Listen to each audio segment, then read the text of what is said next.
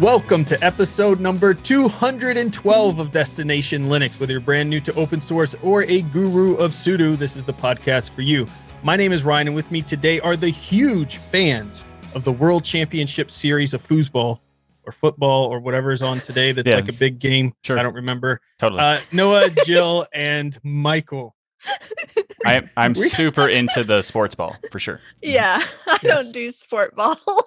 Me either, but my wife tells me it's fun. So when there's any conversation with sports people around, I'm like, go talk to my wife. If you want to talk computers, I'm your guy.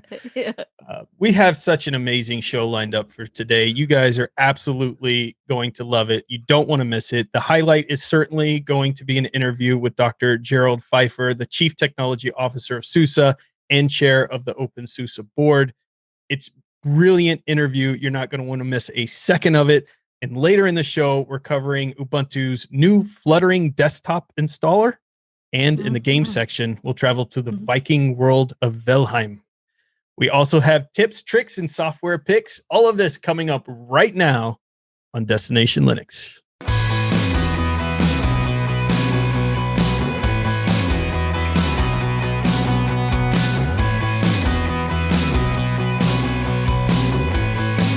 In our community feedback this week, Cyprian says, I'm sorry if I said that wrong, writes us to say, thank you for your great work and another great episode. In response to your latest episode about the Fediverse, I just wanted to share that as of today, January 30th, Google has pulled the Element messaging app from the Play Store without explanation. I can only speculate what is happening here, but this may send a bad precedence to other decentralized apps. I would love to hear what your thoughts are regarding this. Kind regards, Cyprian. So just to be real quick, it has changed. So that did happen. Google did remove Element from the Play Store. However, they also reinstated the app. Essentially what happened was somebody reported them to Google Play and said, hey, there's abusive content in this app. So Google pulls the app. They respond and say, hey, you pulling Matrix or you pulling Element off of the Google Play Store in response to abusive content somewhere on the Matrix Fediverse is kind of like us saying, well, you should probably pull Chrome because there's bad stuff on the internet somewhere. Google, that doesn't make any sense. So they filled this report and they sent it in. And the forum says, thank you for disputing your thing. What we'd recommend is you maybe try a different app, something that doesn't involve abusive content. Give it a different name, start a fresh brand and try again.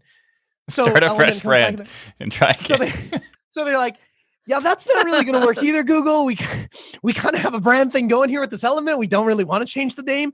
And that's really kind of an automated message thing. Obviously, no human has actually read our thing. So they poke Google a little bit more and they're like, hey, really, it's not abusive content. There's nothing wrong with our app. Seriously, look at it. And then somebody from Google finally looked at it and went, oh, this is so stupid. I'm so sorry. It was a mistake. If this ever happens again, here's how you get in contact with us. And now we're back. But yeah, it was an interesting weekend. Yeah, this to me is fascinating because we're seeing some of these things take place. I was really shocked to see it happen to Element, frankly. I did a whole video series this week on my channel about the importance of decentralized applications like this. And one of the things I tried to clarify in there is that decentralized communication matrices like this actually allow for more moderation, not less. It's a big confusion I hear in the public. We know Facebook and these huge centralized entities. What are they telling Congress? What are they saying to everybody where these things are taking place, these events and politics and things? They're saying, well, we can't control all of this content. We have hundreds of billions of users, hundreds of billions of posts, hundreds of millions of photos uploaded every single day. And that's why decentralized is a better model. It actually has more option for you to see what you want to see, hear what you're interested in smaller communities that are moderating. And I feel like Google here was doing an overreach, right? This is the popular thing right now. There's to wipe applications off the map if there's anybody reports anything to be safe.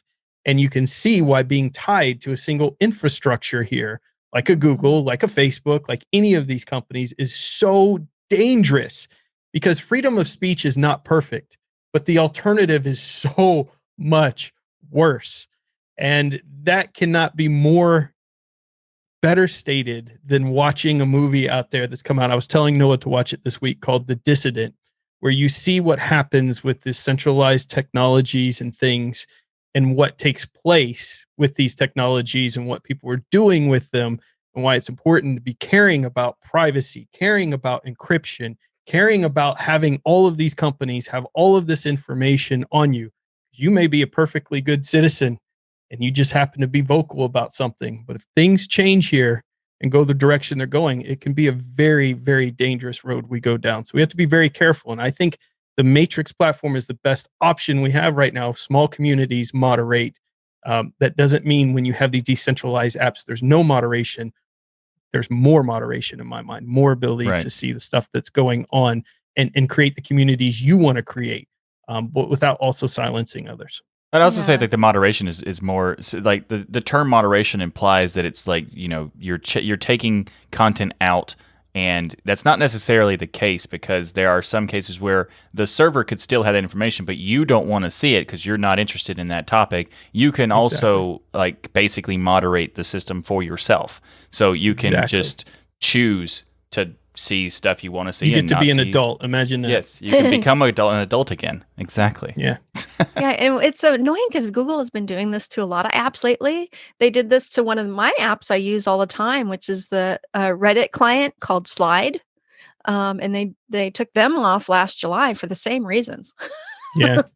It's just complete Really overreach, and shows why we need a true open source solution for phones in the Linux community that could really take the world by storm. And maybe because of all this nonsense going on, that will give the in for a third party to come in, and let's hope that they use WebOS as the starting point. Please.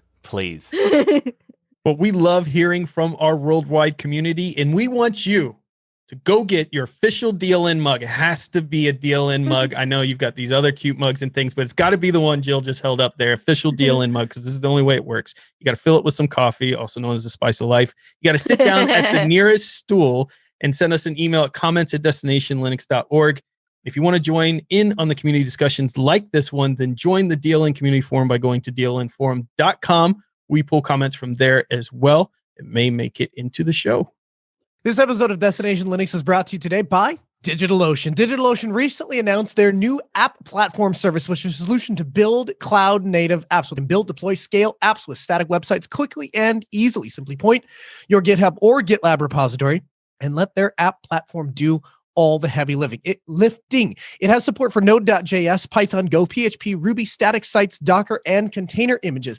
DigitalOcean runs all of their app platforms on their own infrastructures. Your costs are significantly lower than with other products. I have to tell you, when you go out and evaluate what these virtual private server operators have to offer, what you're looking at, all of them can run servers. So if you want to go rent a server, there's plenty of places to do that. What you're looking for is a company that's going to add value on top of that, that's going to take the process that you have to implement over and over and over again every time you have a customer, every time you have a client, every time you have a use to rent a server, and you want to iterate on that and make that process simpler, make it more integrated, have it more streamlined, have it more features, and that's what DigitalOcean has been doing from the beginning. They started with things like a simple API so you could control your droplets, spin them up, spin them down, those kinds of things. This continues to evolve and has now come into existence with this app platform, which is literally a creator's dream. They can write their code and all of a sudden it just comes into existence. All they have to do is pay that $5 a month, but it's actually going to get even better because as a listener of the show, we're going to give you $100 credit that you can use for free. You can go to do.co/DLN. That URL again is do.co/DLN. It does a couple of things. First of all, it tells DigitalOcean that you are a Destination Linux viewer and that you appreciate the work that we do and you appreciate DigitalOcean making what we do here possible. Additionally, it's going to give you a $100 credit so you can get started on DigitalOcean and check out what they have to offer and how it will work for you. I want to thank DigitalOcean for sponsoring this week of Destination Linux. So we are very excited for this interview. We'd like to welcome Dr. Gerald Pfeifer, the Chief Technology Officer of SUSE and Chair of the openSUSE board, on the show today. Dr. Pfeifer, thank you so much for joining us on Destination Linux today. Hey there, where does it hurt? So I want to get into our first question, but before we get into all of the stuff about SUSE, I want to know about you. So before you became the CTO of SUSE, what was your first experience ever with Linux? How did you first come across Linux? So there is a confession actually I need to make. I come from a FreeBSD background. That's what we used at university. As long as you didn't say Windows, you're still good. That's not a bad profession.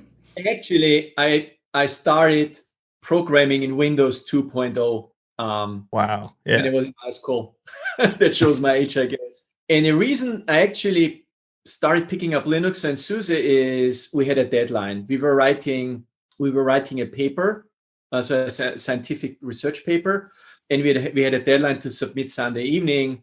And I wanted to work from home, and the software to do that is called Tech.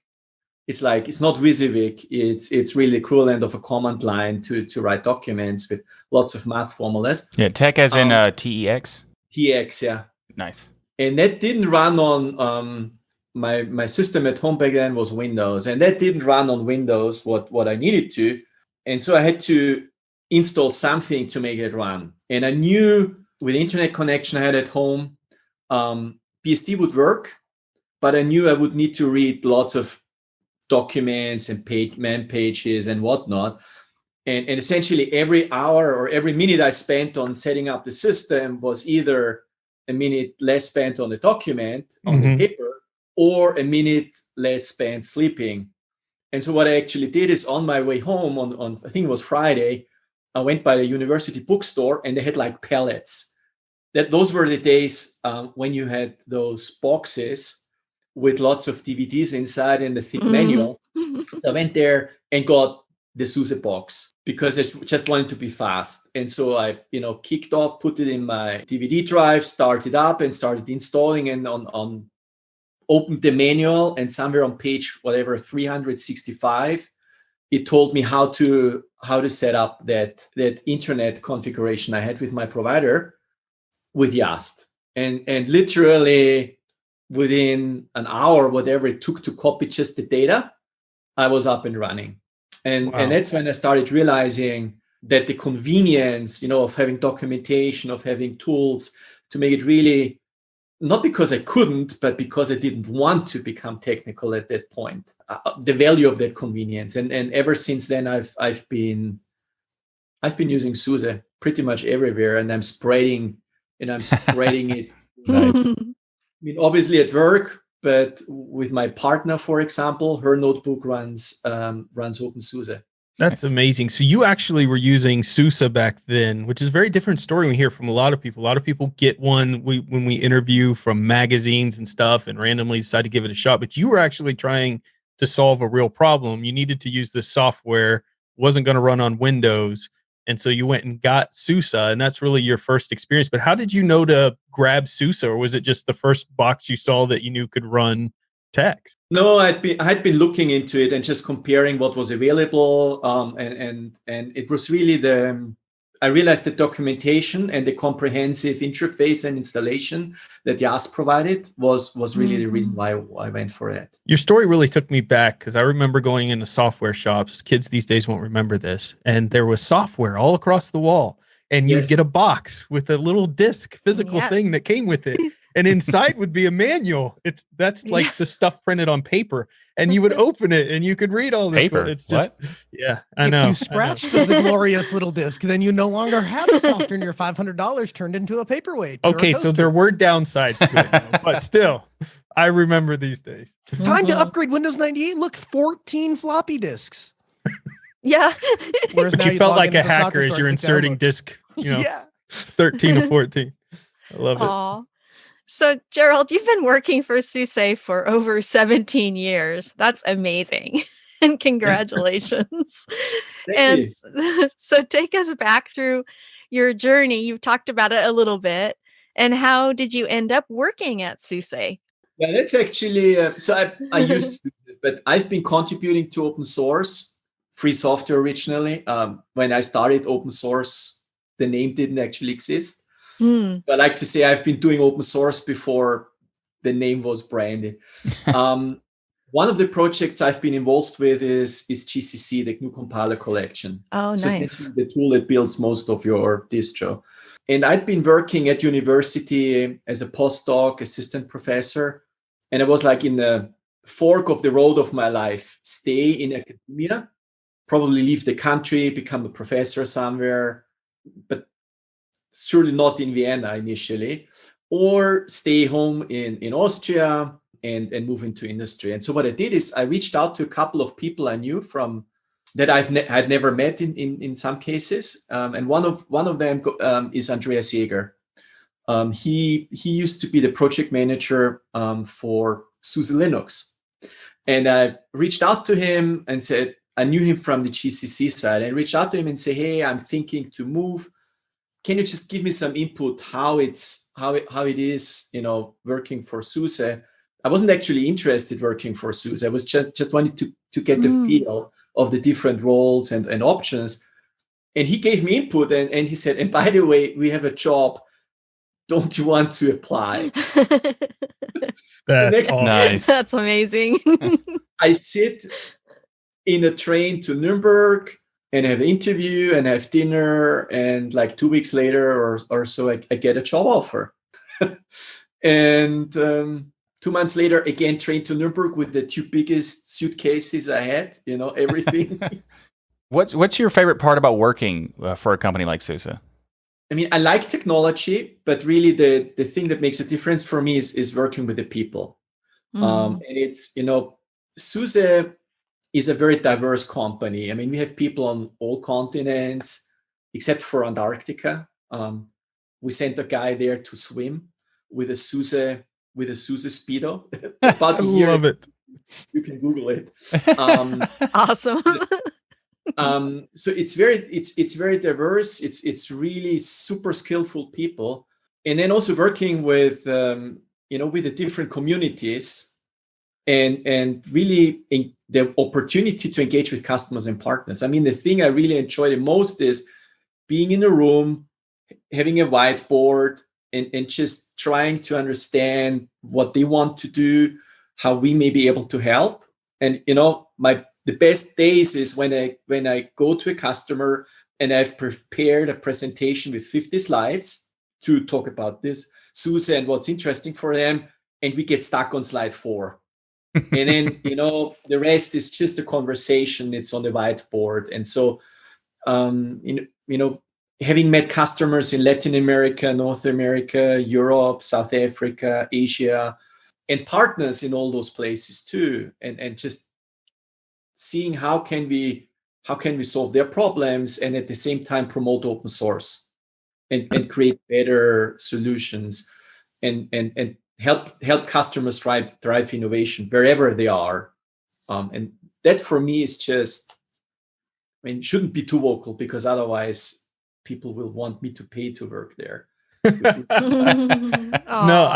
I love that answer. I think that all of us in technology, I've been in telecom for over 20 years, and my favorite moments when I think back are those moments where you get to work with a group of people and solve a really tough problem, but in a great collaborative way with everyone. And I've got to ask, so many individuals want to pursue being in Linux or open source as a career. Things have changed, obviously, from 20 years ago, what it may be like to get a career. In your mind, since you have so much experience here, what do you look for in somebody, or what would you tell someone as advice if they're interested in changing careers and getting into open source and Linux? What would be your big thing advice you would give them to start that career change? You can work in open source and it may not feel very different. You could work in areas where it may not feel very different than working for any other software company. But the one advice I would give, and that's really the benefit of open source, if it's clear in which direction, which projects, which technologies it goes, just have a look. Because you don't buy a closed box. You can actually have a look. You can start engaging with the community. You can see how they communicate. You can see how the vibe feels. You can attend a user group, attend FOSDEM, which actually is a huge conference, usually in Belgium, online only this year. But you can go there and meet people and just get more of a feel. That's really the unique opportunity that wouldn't be present in any other industry to change, is that if you want to get open source, I think your advice is dead on. You actually can start contributing and making a name for yourself immediately. You don't have to wait to get the hiring papers to start working on something. You can start contributing and get your name out there. And once that's done, the rest is just kind of making those right connections and networking, right?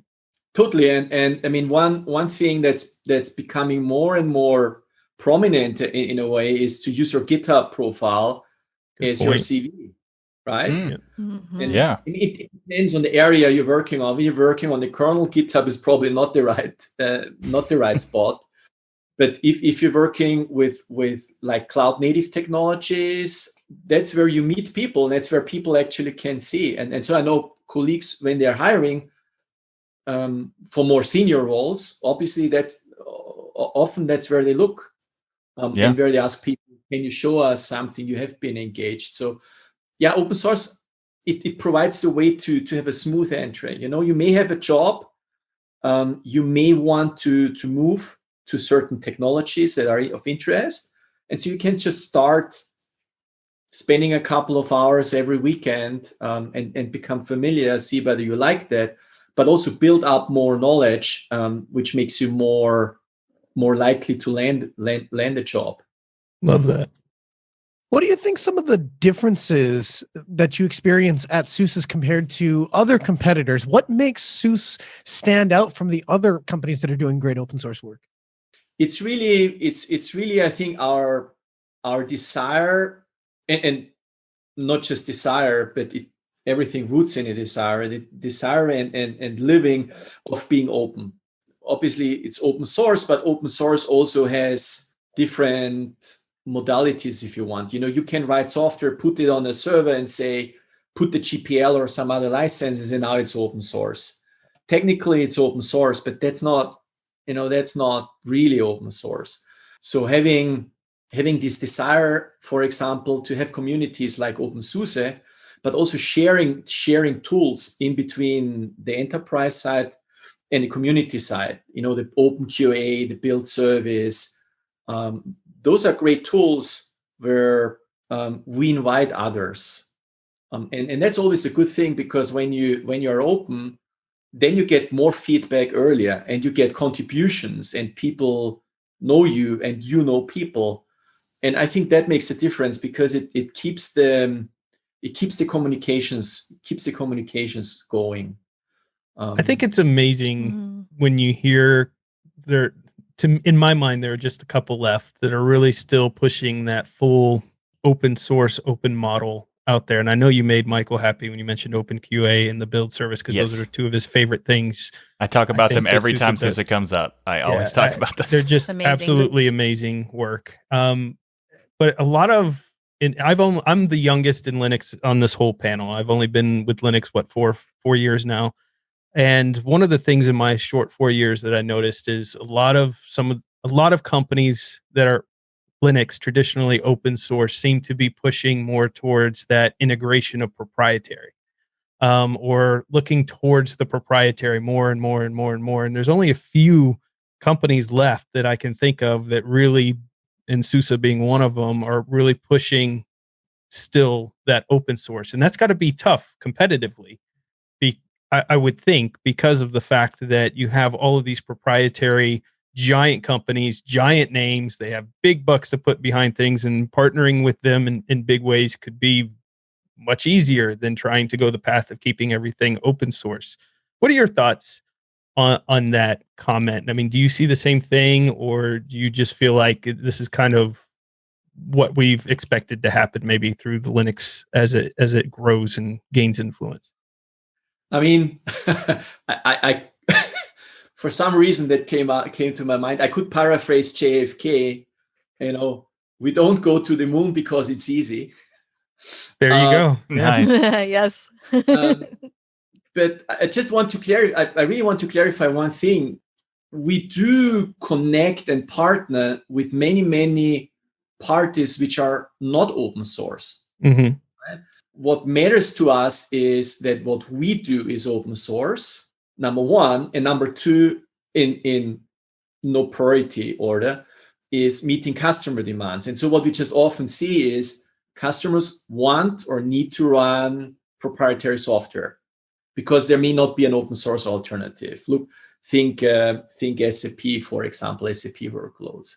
Right. And so we shouldn't, and we aren't shy actually working very, very closely with those.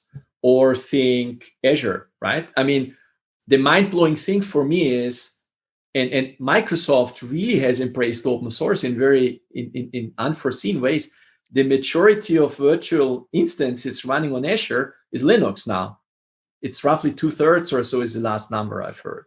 And so we don't say, no, we don't work with you because you aren't open source. We say we do the best we can by embracing open source, by embracing the open way of doing business.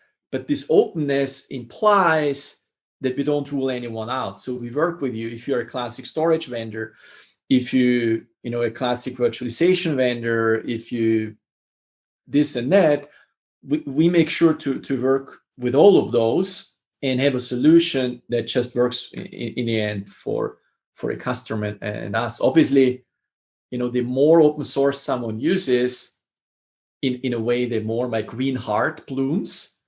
But that's not. It's not a must-have. And so I think Right. I totally see what you're seeing, because it's not always easy to be an open source player. But I think in the long run, I do believe open source is going to prevail.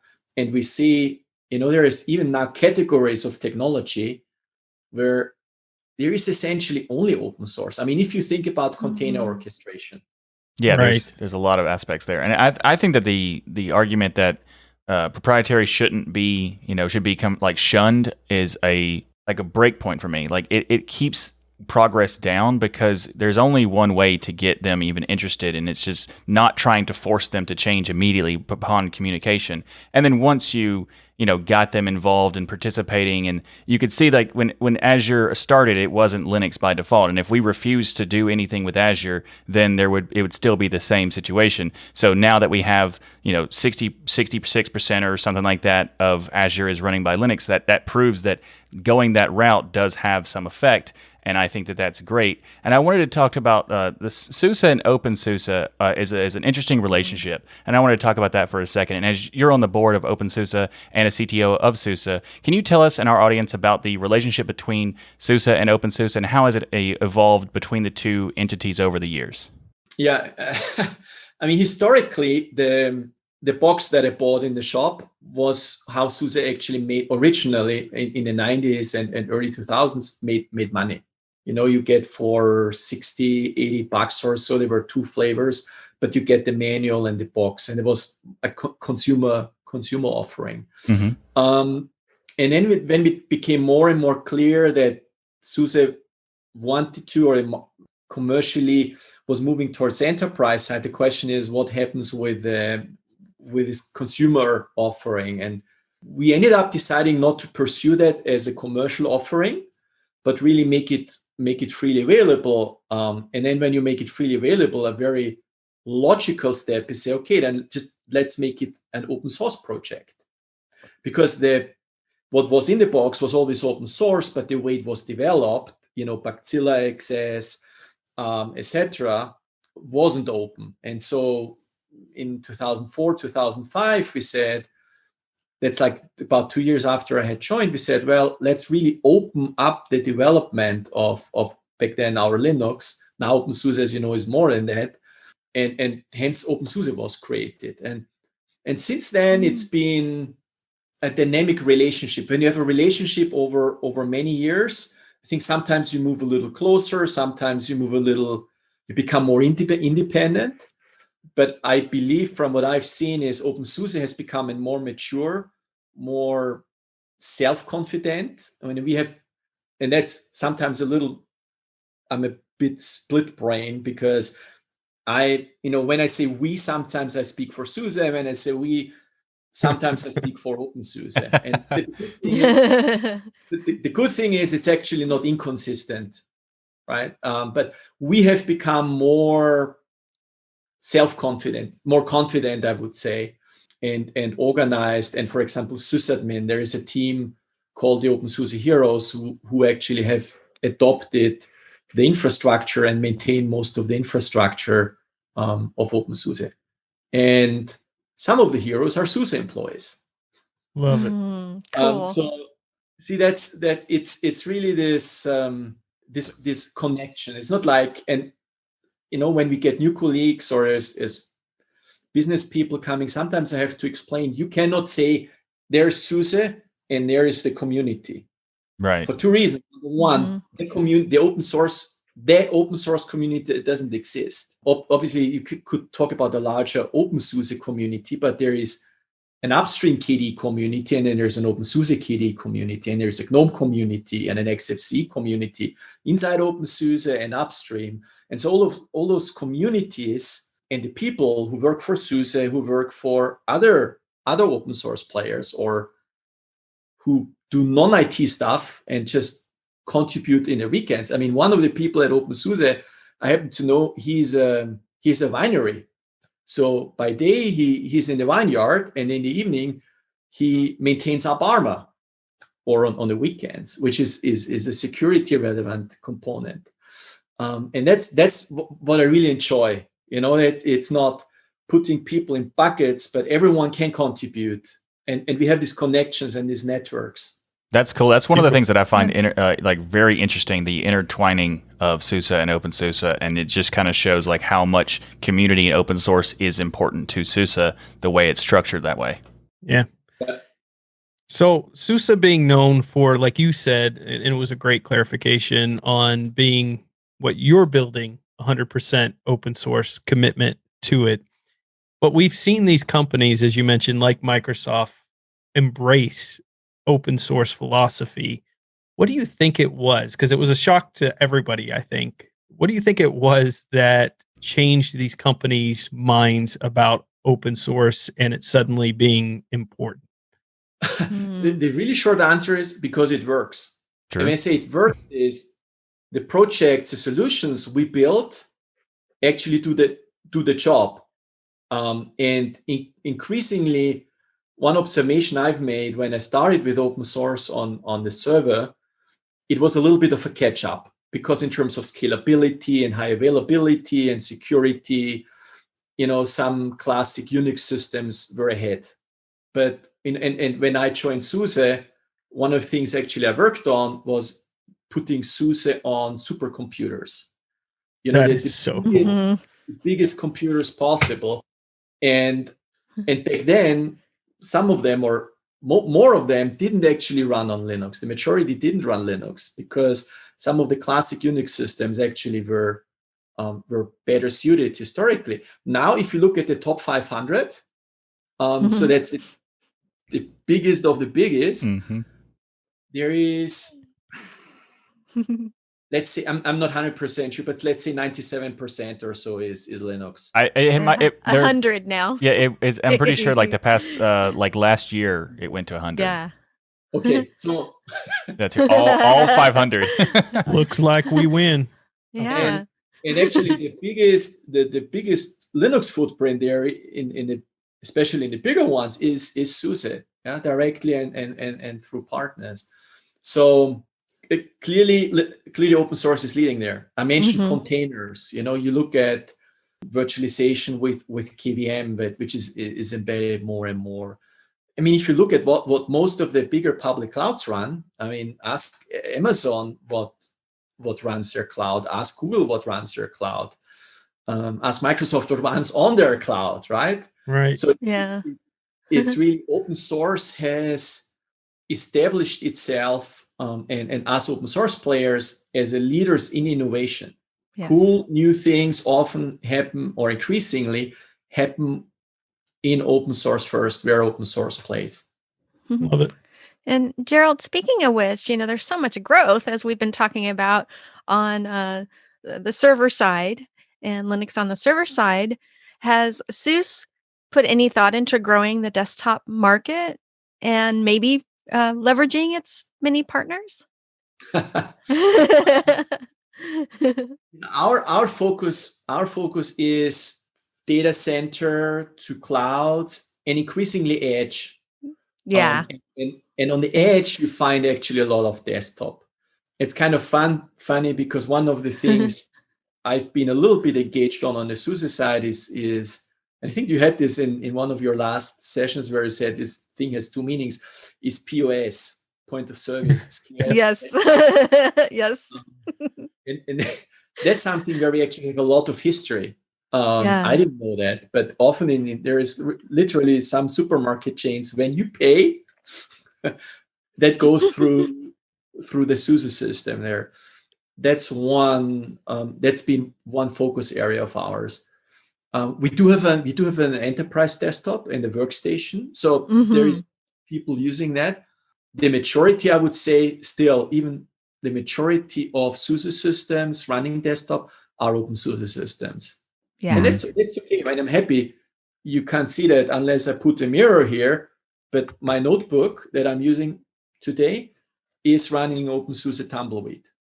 Nice. That's Awesome. Yeah, I mean, openSUSE is like the go-to for desktop stuff, and there's also something I found out fairly recently, a few months ago, that openSUSE Leap has a desktop support customer service type of subscription thing you can get, where you can hand off openSUSE to Leap to someone, and then they could have a subscription to get help for support with the desktop of SUSE on openSUSE. And I don't think that there's anyone else that does that. And that is a really interesting approach. And I hope that other companies take that as like a sign that is something that people want.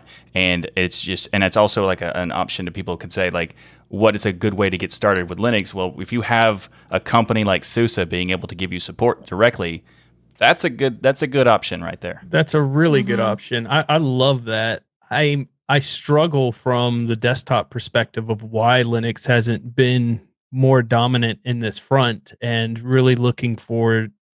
When you think of companies like Apple, when you think of companies like Windows, frankly, yes, they have big enterprise plays now, but they're trillion-dollar companies because of work they did on desktops and the hardware they were selling for desktops. And so it's surprising we've dominated the cloud. We've dominated supercomputers, but the desktop is still like 2% of the total market. There's a play here. And there's a play that I think could be extremely profitable for a company that would focus on it. And I think one of the big things that I come across still to this day, as a lot of my new user or a lot of my fan base or users that are newer to Linux, is hardware compatibility, right? They get the new AMD card, they get the new NVIDIA card, they get the new motherboard, they set it up. They're like, okay, I'm going to listen to this DOS Geek guy. I'm putting Linux on. I'm putting Ubuntu on. I'm putting this. Oh, it doesn't boot. It doesn't work. That is the big thing that really pushes people back, I think, from it. In my mind, what are your thoughts on that? Because SUSE has some awesome partnerships. I know AMD is one of them out there. There's some leveraging here. What can we do to see, or what do you think needs to change for Linux on the desktop to really get its big growth like we did in the servers? Yeah, we've been working closely with actually both AMD and Intel for forever. And my experience actually doesn't really match yours. So all the hardware I've seen and I've acquired, I've installed. I mean, this notebook that I'm using here, I didn't even 100% know that it was supported by Linux and specifically openSUSE, but I just took a leap of faith and it worked. Took a leap of faith into Tumbleweed. Nice. I like how you pulled that in there. And partly it's the components. I think what I would, unless you're a gamer, then maybe a little bit different. But what I would advise everyone is to make sure there's open source. If you want to do Linux on a desktop, make sure there's open source drivers for everything, and in particular graphics for the chipsets you're using. Again, if you're a gamer, that may not be the best advice. But for a majority of people, where video is fine and Well, I think that's the interesting thing that where we see a lot of confusion is that, video games are now bigger than movies and music combined as far as the money that they bring in. Developers and gamers and older generations of people who traditionally probably CTOs and CEOs are all playing video games now. So this is a big market. And I think that I think it's a big miss, but Steam and Valve and of course Wine. They've done amazing jobs. Proton bringing gaming and things to the forefront. Tumbleweed's awesome because it has all the latest drivers and things in there. So if you go AMD, but there are still times, for instance, with the 5700X and things, where no distro was able to even run. Those machines would not boot at all for weeks after that card came out. And so eventually the drivers caught up. And that's where I think that partnership, the company that has those partnerships with AMD, NVIDIA, Intel can say, hey, let's get in the forefront, get your drivers working right up front before they're released, like they do with Windows and or other operating systems, so that that experience for new users coming, because there's probably thousands of people, well, we know because they're out of stock everywhere, tens of thousands of people with these new cards trying to boot into their operating system. They can't, so they fall back into a Windows environment. So I'm just hoping that those awesome partnerships and things can continue in that driver market, because I just think it's a huge untapped potential. But I love that you all offer the customer service support option too for the desktop portion, because I think that's the beginning of really showing the desktop being taken serious, from a profitability standpoint as well. By the way, there is a little, hack is hack. Let's call it a hack. There's a little hack I've been using when I had brand new hardware for user personas that are a little bit more conservative, is that I usually start with Tumbleweed to make sure the whole driver framework is the latest that's actually available upstream. And then when there is a next version of openSUSE Leap, which usually releases like once a year, migrate them to that version to have them on a more stable base. And when I say stable, it doesn't necessarily, I trust Tumbleweed, but when you have Tumbleweed, you consume just lots and lots of updates. Sure. So just the downloads you have can be a little bit daunting for someone who is not so familiar.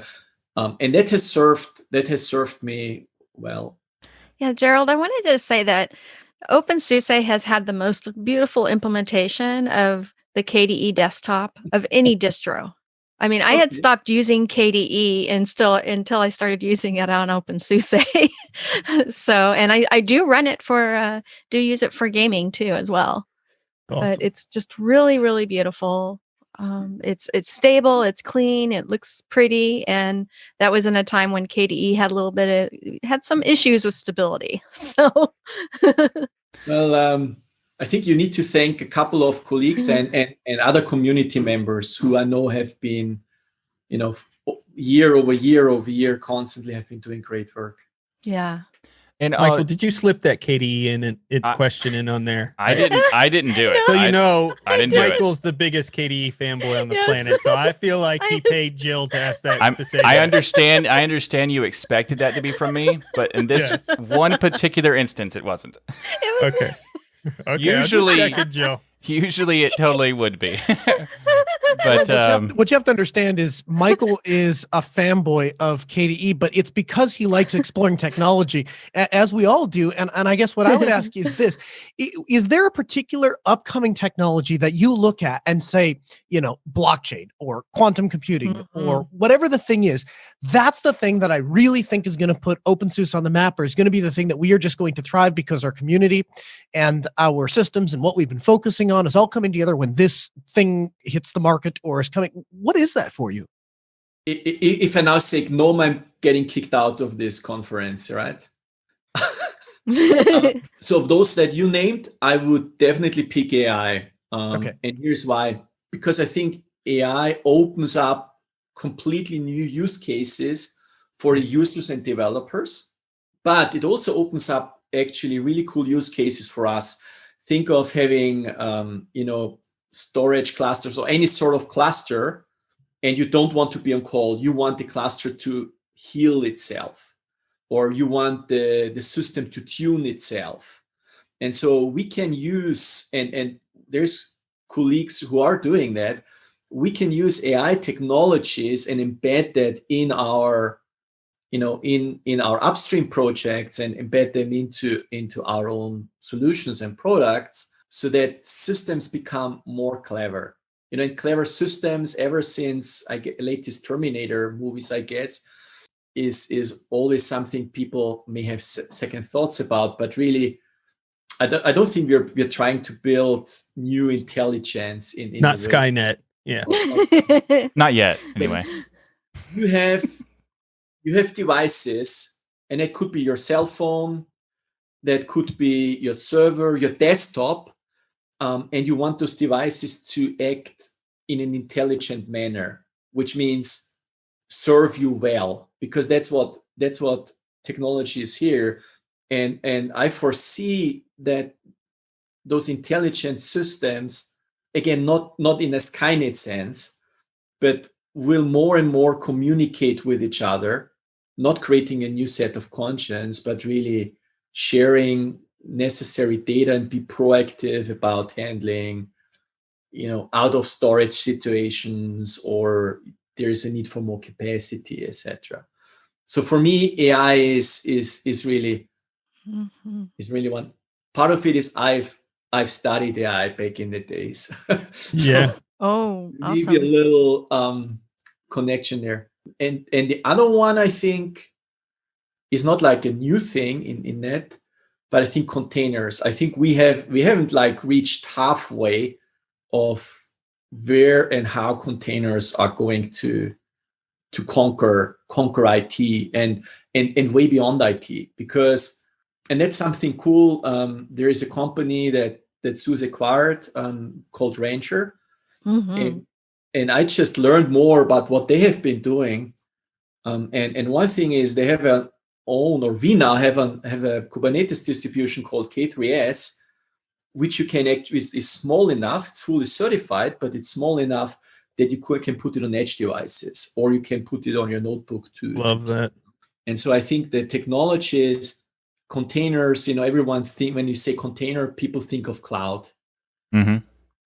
And when I'm thinking containers, I'm thinking pretty much everywhere. And Richard Brown, who is a colleague at SUSE and has been my predecessor on the openSUSE board, he's actually been talking about creating a containerized desktop.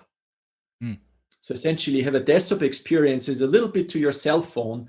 You have a very stable, static, maybe a little bit too strong of a word, but you have a very, very stable, not super much configurable desktop environment. And then you slot in applications that come like your app on the cell phone. And talking about, the earlier conversation we had on the desktop, that may actually be one of the quantum turning points. Yeah. or turning points for desktop adoption. So like containers, building a read-only structure with the container approach, what you're saying. Yeah. That'd be interesting. You have it's called microOS, but you have an immutable operating system that does transactional updates, and so you whoop, and on top you have the applications which just keep running. MicroOS is super interesting. I also recently realized that MicroOS is supported on a ton of platforms. And just I didn't even know that there was that many platforms that you could put SUSE on, and then MicroOS is on I think 15 or something. It's just wow.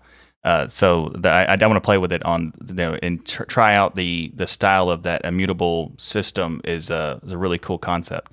But I also wanted to go back a little bit to talk about something that we were talking about, the intertwining of SUSE and openSUSE, and you mentioned how you went from from openSUSE Tumbleweed to Leap for your systems to kind of have kind of a jumping point with Tumbleweed, and then when the new releases come out for Leap, you switch to that. And I'm curious because the SUSE posted a blog post recently about the plans to fully integrate openSUSE in the development pipeline. So the openSUSE Tumbleweed then goes to SLE and then goes to Leap, and all being in that single pipeline.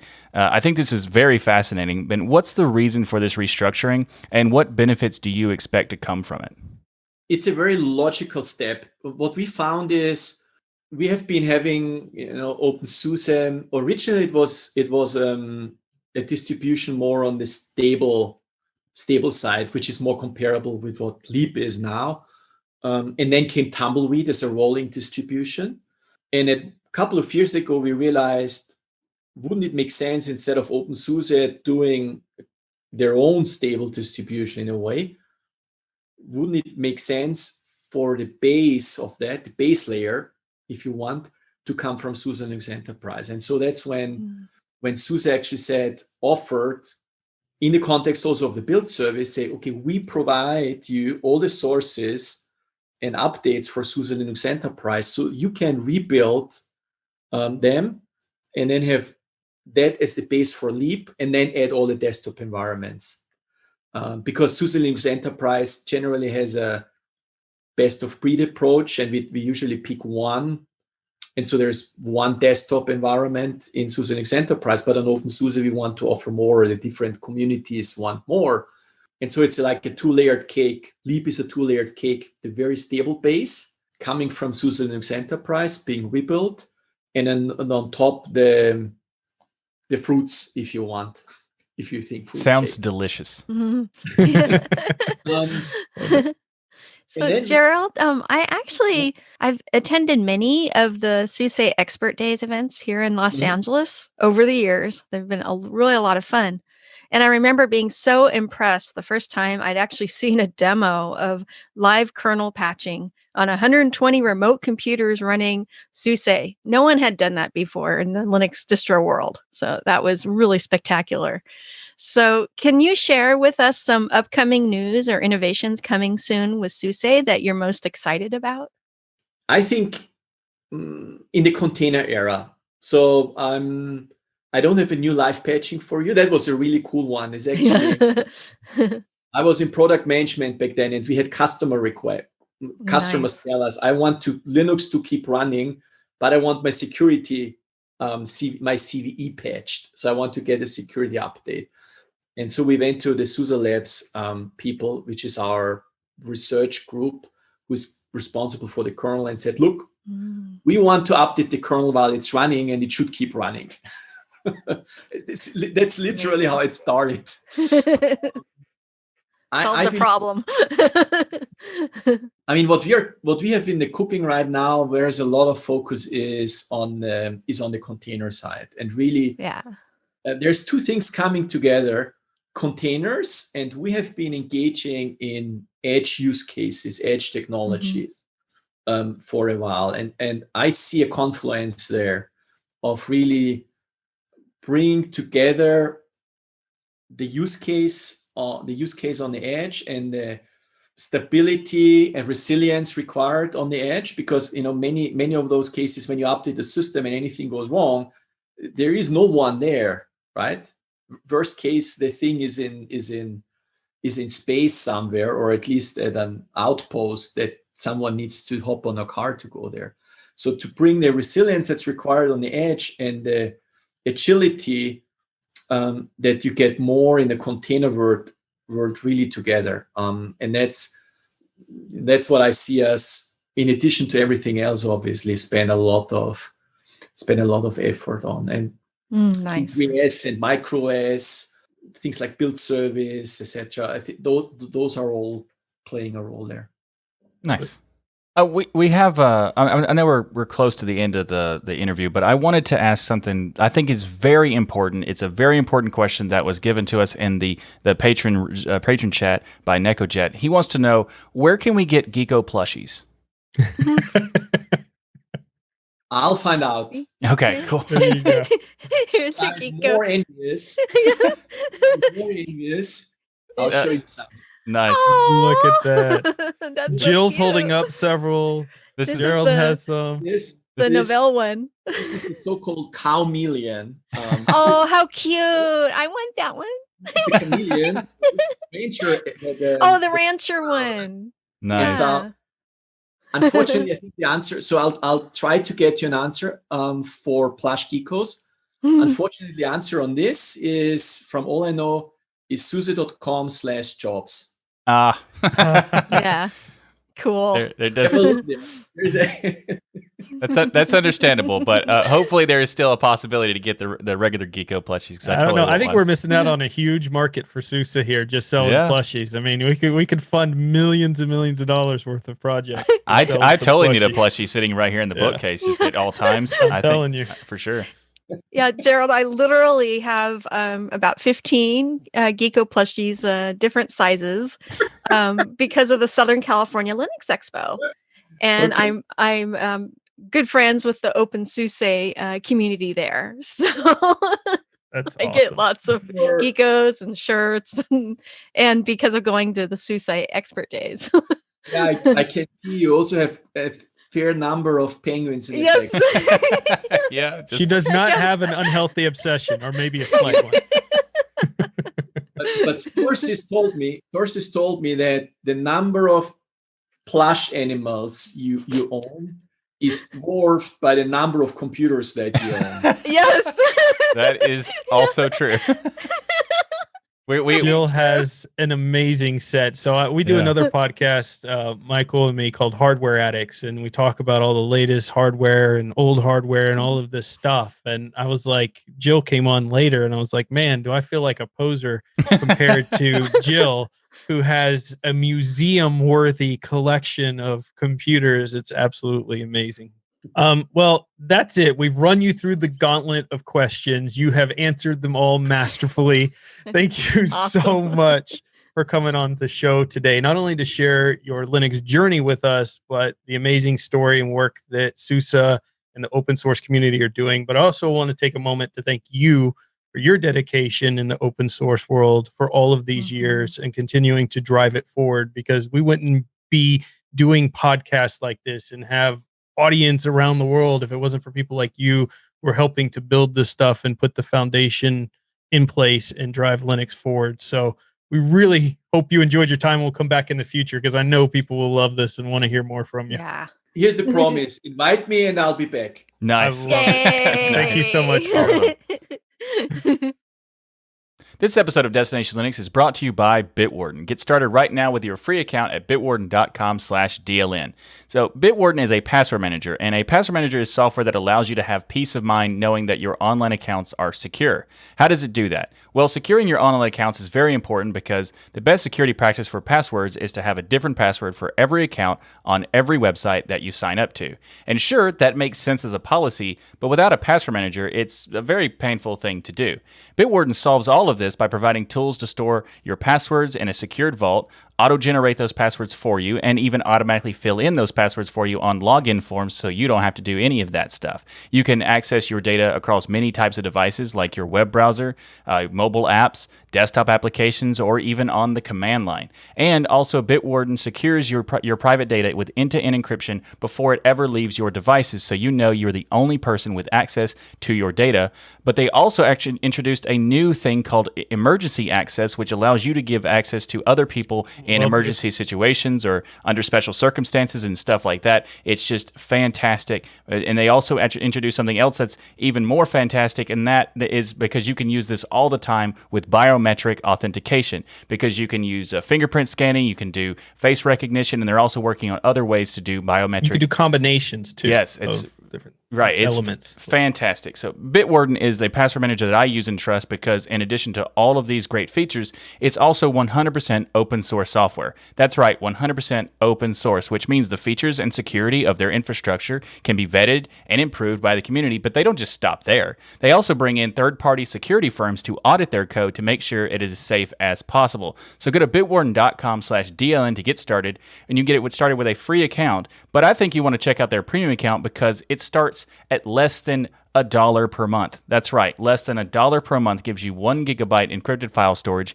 2-step login with YubiKey, U2F, Duo, and others, and Vault Health reports, Bitwarden Authenticator for temporary one-time passwords, and also you get priority customer support through this. And again, less than $1 per month. It's actually just $10 per year. That's it. And make the smart move like many from the community have, and go to bitwarden.com/DLN, and this lets you get a peace of mind for your passwords and other sensitive data while also supporting a company that truly gets open source. Sign up for their less than $1 per month premium account to let them know that you appreciate them supporting open source and supporting the Destination Linux podcast. So again, go to bitwarden.com/DLN to get started. And thanks again to Bitwarden for sponsoring Destination Linux. So there is a lot of big news at Canonical this week. Let's start with Ubuntu's recent plans to change its desktop installer starting in Ubuntu 21.10. The installer, so many praise as the easiest, really ubiquity is so easy to use. So they're going to be retiring Ubiquity. And according to Martin Wimpress, he quotes, while still functional, Ubiquity hasn't seen significant feature development for some years, and due to its legacy is becoming cumbersome to maintain. So the replacement is one that people out there might know. For Ubiquity is going to be built using Google's Flutter toolkit. For a little background, Ubuntu's server installer called Subwikity. Subwikity. Yeah, that rolls off the tongue. I knew I was going to have a hard time. Subwikity uses Curtain, which the new installer will also rely on for a more unified approach to installation, according to Martin Wimpress. So what does everybody think about this? So I think number one, the work, you can't just pass up the work that Ubiquity had in it. I mean, I think it was one of the best installers, best experiences for new users, very simple, easy to use. One of the key standouts for Ubuntu period was its installation process. So that's the first thing, that it was an interesting move. But I get what Martin was saying, that, hey, this thing's old, it's cumbersome to maintain. We want something new. But going with a Google toolkit, oh man. Yeah. Will it be retired? Will they kill it off like they do so many other projects in the future? Technically speaking, Flutter is open source, so even if they do kill it off, it could just be forked. But then you have to maintain the whole thing. That's true. It's That's still a true problem. But regardless, they've made that partnership. They've made that move. I looked at some of the screenshots of it. What does everybody think? I've seen the community. It's very mixed. Some of the community like it. Some of the community say it looks just like an Android installer. Yeah. So there's a lot of different takes on this. Anybody particularly passionate one way or the other? I just hope it doesn't become buggy, because Ubuntu's installation process is, well, quite good right now. Yeah. Well, it's interesting because there are certain things that Ubiquity can do that it does it very well, but there's also other things that it can't do because of the way it's structured. So I understand the goal of wanting to kind of consolidate their server installer and their desktop installer for the amount of code you have to do, but also there's a potential because of, there's the minimal install that is available in some of these the flavors that use the Ubiquity, and the way it works is kind of funky in that the fact that it installs everything and then removes things rather than just not installing those. And it's because the way that Ubiquity works, the only way that they could make that happen would be to do it that way. So it's kind of interesting because maybe they would be able to approach it in a different way with this new installer, but at the same time, I don't really have any preference about Flutter or not, because Flutter is kind of a cool toolkit if you look at it just from technology structure, and then you look at the Google part, and you're like, And you look at what we're doing at GTK, and you look at what we're doing at QT, and then you go, why? I have to agree with what Noah was saying of why are you not looking at other standards and things. We just talked to other companies that talk about opening their standards up so other people can use them and participate. And not that I guess you couldn't here, but they're just kind of going their own path, which I have to give them credit for the innovation approach, right? And this could be great for them. It also could create a ton of bugs and issues. And obviously the team is going to have to do a ton of work, the RO team, with trying to keep the look of everything consistent, because now all that has to change as well. This is a huge undertaking. So clearly they see some future, some point in kind of pushing this forward. But I don't know. This one's going to be interesting to watch and see. And I wish them luck on it, and we'll see what happens with the installation process. But I sure hope it stays as simple and consistent as Ubuntu's installation process has been in the past, which is a standout feature, like in the top 3 of why you would use Ubuntu is the installation process. So they obviously know what they're doing in this world. And if anybody could pull it off, certainly they could. So we'll see. I totally agree. I agree with the whole why did they use it. They said that they looked at other toolkits, but they didn't say why they didn't choose those toolkits. And that's more interesting to me than the response they gave. If they just said that they looked at it and they evaluated it and other That's because they know the installers- Linux community to know no matter what they say, it would just be argument. Anyway. That's true, but it's the technical side of me wants to know like why they chose Flutter over the other options. Even if they wanted to make their own installer, I get why they would want to make their own installer because maybe there's limits you can't do in Calamares or something like that. But I'm curious why they chose Flutter because they didn't really specify that either. And because I do think Qt is a fantastic toolkit. And unfortunately they did stop doing that LTS open source approach, but that might be a reason why. I don't know. But I would love to know, Canonical, if you want to share the information, like the technical aspects of what makes Flutter valuable. Next week we're going to be covering the fact that they're moving to Facebook's App Store integrate. No, teasing. Michael has the reason as to why that's a good thing. Right. I didn't. What? I wasn't saying anything. Okay, let's move on. Because it has WhatsApp support.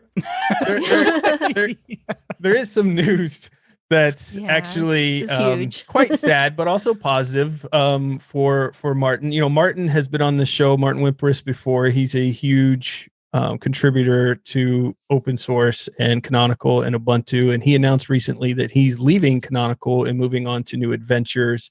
However, in case anybody's having a heart attack right now, he will still continue supporting Ubuntu Mate. So if you're a huge fan of Mate, rest assured he's still going to be involved.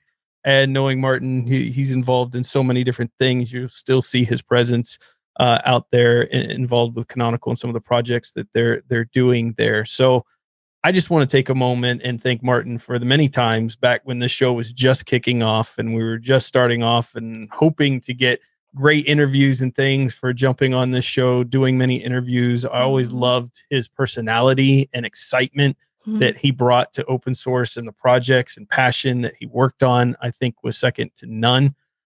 Also, I think it's sometimes a good thing, not necessarily for the community. At times it may not look like it, but it's a good thing to kind of do something different probably. And maybe, and you never know, come back to the project later on as things change because you know how many people we've interviewed it, we've talked about it in news stories, can get burnt out in a community because of, you know, you've got a lot of good stuff, but you also got a lot of people that can be pretty aggressive and negative and angry at times and things. So sometimes it's good to do something different for a while and come back. So I definitely wish Martin all the best in the world and thank him for all of his work that he's done and will continue to do in open source. Oh, we love you, Wimpy. And we know you're still going to be part of Team Green and That's right. Ubuntu Mate and maybe SUSE too. Team Green. No, but that's so awesome. And yeah, we wish you well on your new Linux journey. But he also said he's still going to be maintaining snaps too. So that was good to hear. Nice. He can't leave. He can only partially go. He can only step a foot out. All right, so on some more positive news in the gaming section, we have Valheim. This game looks really, really cool. So how about this week, a game that describes itself like this, a brutal exploration, brutal being the key word there, and I think I might have Noah's attention, maybe not, survival game for 1 to 10 players set in procedurally generated purgatory, okay? Inspired by Viking culture. You got me going there. Battle, build, and conquer your way to a saga worthy of Odin's patronage. Yeah. That sounds amazing and fun. The best part, though, I know what you're thinking. It's not going to run on Linux. You're wrong. It runs on Linux. It's native to Linux. You Day can go one. install this. Yes. Right? Day Day one. one. This is an open world online co-op game you can enjoy with 10 of your friends. Gorgeous graphics, absolutely amazing soundtrack. 963 very positive reviews already on this game. Did I mention it runs natively on Linux? It runs natively on Linux, in case you were wondering. I talk about cyberpunk and sci-fi a lot. That's my jam, but I'll buy any game based in medieval anytime as well. Those are kind of the two things that I just absolutely dig. So this game is absolutely going to be in my playlist, and I cannot wait to destroy Michael in the Viking world. It's a co-op game. That means you work together. Oh, darn Yes. it. So we work together to destroy Michael. Even Yes, better. we'll Wait. work together to destroy Michael. That's not. This took a turn for the worst. And earlier before we started the show, I was saying this is a lot like Ark Survival Involved, but instead of dinosaurs, Vikings. So, and I love those kind of games, and I actually just like to explore in these kind of games, and sometimes do the battles, but I have just as much fun doing the exploration. Of course, you would be over there doing the nice things, crafting. Jill's not going to get involved in the blood and gore aspect of it, but we will. We will. We will.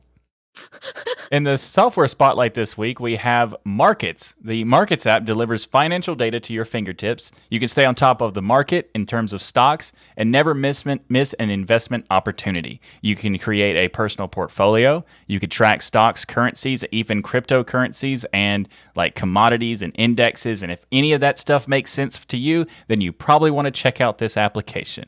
It's compatible with not only distributions for Linux, but also it's available on some Linux smartphones. And it has like a responsive design, so it fits on a small screen as well, which is great. And also it has all kinds of stuff for support, like Yahoo Finance, and it has the ability to adjust the refresh rate so you can see the stocks even faster. And of course, the beloved dark mode is included. So thank you very much for that. So if you're interested in checking out or keeping up with your financial data for like stock tips, and not tips necessarily, but just tracking stocks and stuff like that, then check out Markets, and we'll have a link in the show notes. I got to tell a funny story about this, though. So I was doing some investments this week, and I'm looking for an app, and I thought this is going to be so simple. I went online, said, what's the best investment app on Linux? There must be a ton.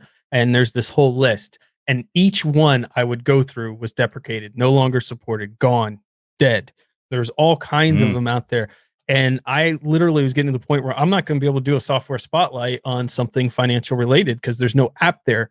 Then I opened Fedora Store and typed in a stock app, and boom, Markets is there. So this is the one. Wait, did you type in the store? Did you type in stocks or stonks? That's the Stonks. Yeah, I was going to say stonks. Right. Stonks, yeah, diamond hands to the moon, all of that, rocket ship, all of that good stuff. But right, I was surprised. I just next time I learned to just start in the software store, and we'd be good. That's a good option. Yeah. You guys hear all of this talk in the Linux community about pods and containers and all of this stuff that is going to be the future of Linux. But you're saying to yourself, I have no idea what they're talking about or how to get started. So why not make this the week that you get started? So this week we're featuring Podman, which was originally written by Rel. Podman lets you run, build, and share them deploy applications using open containers. Now, the best part, it's insanely easy to get started. Now, before we go any further, I have to tell you, every once in a great blue moon, you'll come across something that was originally written for Docker, and it was supposed to be OCI compliant. So theoretically, it should run fine in Podman, and it doesn't. And then you say to yourself, or you write into the Destination Linux show or Ask Noah or wherever it is that you write in and say, hey, I had this problem. I tried to do this thing, and then it didn't work, and it was supposed to be OCI compliant. What happened? Well, that is not Podman's fault. That's oftentimes the containers themselves are not written to be OCI compliant, because if they were, they would run in Podman. So if you have problems with the first one that you try, the first thing you try and get off the ground, don't be afraid to try something else. So to get started, it's quite simple. In Fedora, which is what you probably are using, sudo dnf tac-y install Podman. On openSUSE, zipper install Podman. On Debian, sudo apt-get tac-y install Podman.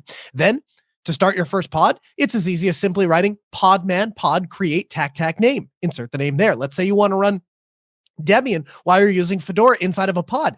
That would be podman run tac it tac rm tac pod, the name of your pod, and then Debian /bin/bash. In order to stop the server, simply type exit. Then type podman pod stop and the name of your pod. Congratulations. In just a couple of moments, you've set up and run your first container image. If you want to learn more about Podman, then keep coming back and we'll give you more information as we roll on Destination Linux. So a huge thank you to each and every one of you by supporting us, by watching or listening to Destination Linux. We love your faces. And if you want more DL, become a patron like all of these beautiful people here with us today behind the scenes, getting all of the super secret uncut stuff, or at least a lot of the jokes and fun there. You too can become a patron. by joining us on Patreon or Sponsus. You have 2 choices there. You get perks like unedited versions of the show, VIP access to events, and live recordings of Destination Linux every single Sunday.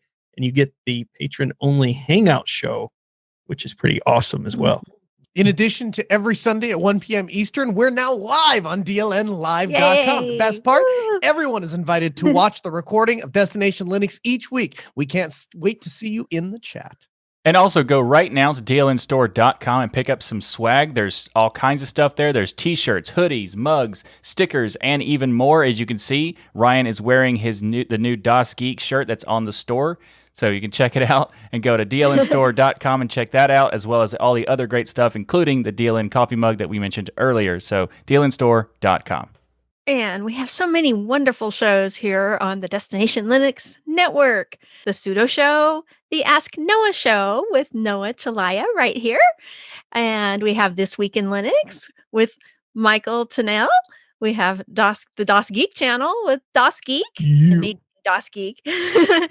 And we have the show DLN Extend, Hardware Addicts, and Get Your Game On with our latest show, GameSphere. Go to destinationlinux.network and subscribe to all these shows to keep those penguins marching in the full Monty of Linux and open source awesome sauce. Everybody have a great week. And remember that the journey itself is just as important as the destination. Thanks, everyone. You got it. SUSE plushies. SUSE plushies. Nice.